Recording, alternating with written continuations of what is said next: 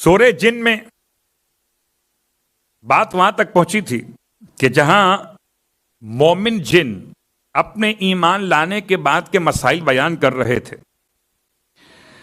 وہ کہتے ہیں کہ ہم تو یہ گمان کرتے تھے کہ اللہ پر تو کوئی جن یا انسان جھوٹ نہیں باندھے گا،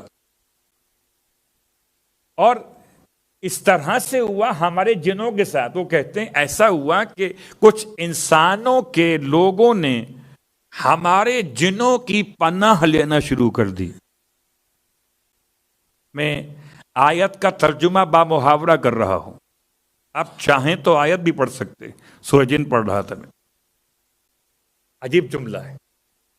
کیا کیا کہ انہو کان رجال من الانس، انسانوں کے مردوں نے یعوذون پناہ لینا شروع کی بالرجال من الجن، جنوں کے مردوں کی، فزادوہم رہقا، بس اس کی بنیاد پر ان جنوں کا دماغ زیادہ خراب ہو گیا، راستے ہٹ گئے۔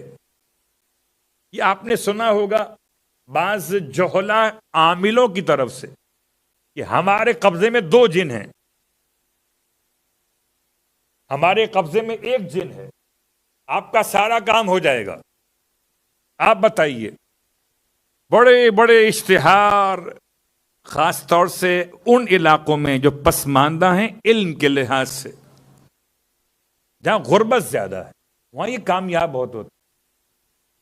تو قرآن مجید نے اس کا حوالہ دیا ہے۔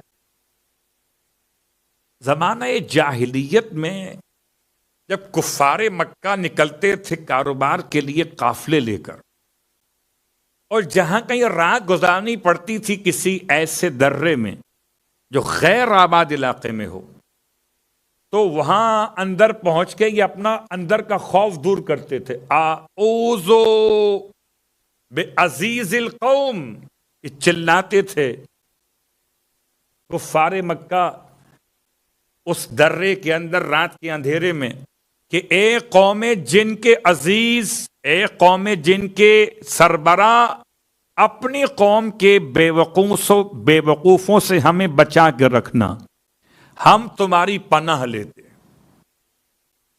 یہ ان کا ایک مزاج تھا، جب کبھی رات میں کہیں رکتے تھے تو اس طریقے سے قوم جن کے افراد شرارتی سے پناہ طلب کرتے تھے، مگر کس کی پناہ؟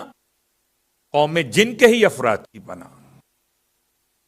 اب آیا یہ بات اپنے مقام پر کہ کیا کوئی جن کسی انسان کو پناہ دے سکتا ہے؟ اور کیا واقعاً جن انسان سے زیادہ طاقتور ہے؟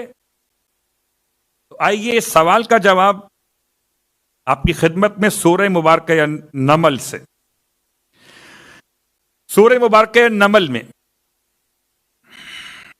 پروردگار نے آیت نمبر 39 میں جناب سلیمان کا دربار ہے، اور جناب سلیمان کے دربار میں آپ نے ملکہ سبا بلقیس کے تخت کے منگانے کا فیصلہ کیا ہے، اور آپ کے اس فیصلے پر آپ نے اپنے پورے دربار میں اناؤنس کیا ہے کہ کوئی ہے جو تخت لے کر آئے۔ تو میں نے یہ پورا جملہ استعمال کیا تھا کہ اس آیت کا ترجمہ آپ کی خدمت میں پیش کر سکوں۔ تو قال افریت من الجن، تو کہا ایک بڑے جن نے، افریت کہتے ہیں کوئی بہت بڑا جن، ہو سکتا ہے بعض اردو داستانوں میں آپ کو ملے دیو اور بھوت کے نام، یہ سب داستانیں ہیں، اس کا حقیقت سے کوئی تعلق نہیں ہے۔ حالانکہ بہت سے لوگ آج بھی میری بات قبول نہیں کرتے، نہیں ہوتے مولوی صاحب۔ میں کہتا ہوں جنوں کی قسمیں ہی ہوتی ہیں، چھوٹا انسان، درمیانہ انسان، بڑا انسان، پتلا دبلا انسان، لمبا چوڑا انسان، ایسے ہی جن بھی ہوتے ہیں۔ کمزور جن، موٹا جن، اونچا جن، چھوٹا جن، اس کو آپ جو نام چاہے دے لیں، ہیں سب جن۔ وما خلقت الجن والانس الا لیعبدون۔ تو قال افریت من الجن، سورہ نمل، کہاں بڑے جن نے، افریت جو بہت بڑا جن تھا جنوں میں سے، کیا کہا؟ یہ نبی کے دربار میں بیٹھنے والوں میں شامل تھا. کیا کہا؟ کہتا ہے کہ انا آتی کبھی، میں یہ تخت بلقیس لے آتا ہوں، قبل ان تقوم من مقامک، اس سے پہلے کہ آپ اپنی جگہ سے کھڑے ہو جائیں. عباس نے ترجمہ کیا اس سے پہلے کہ آپ اپنا دربار برخاست کریں، اس سے پہلے میں ملکہ سبا کا تخت لے آتا ہوں. جناب سلیمان ابن داؤد نے اس کی بات سنی اور یہ کیا کہہ رہا تھا، جملہ سنیے. وَإِنِّي عَلَيْهِ لَقَوِيٌّ أَمِينٌ، یہ جن کے الفاظ.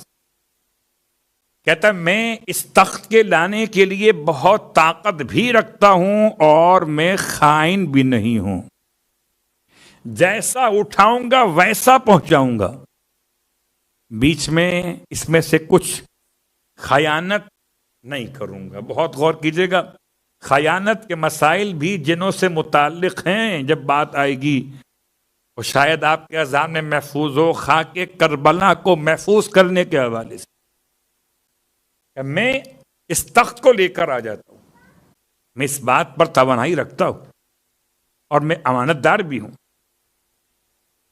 قال الذی عنده علم من الکتاب، تو جن بڑا طاقتور تھا، مگر اس جن کے مقابلے پر جناب سلیمان کے دربار سے ایک انسان کھڑا ہوا. جن اور انسان، یہ انسان کون ہے؟ قال الذی، اس انسان کی پہچان کیا ہے؟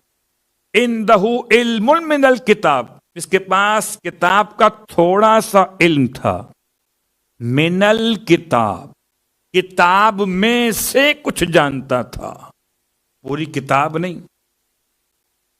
انا آتی کبھی قبل ان یرتد الیک طرفک، میں آپ کی خدمت میں لے آتا ہوں اس سے پہلے کہ آپ اپنی پلک جھپکیں. اللہ اکبر. اب آپ پہچانیے، جنوں میں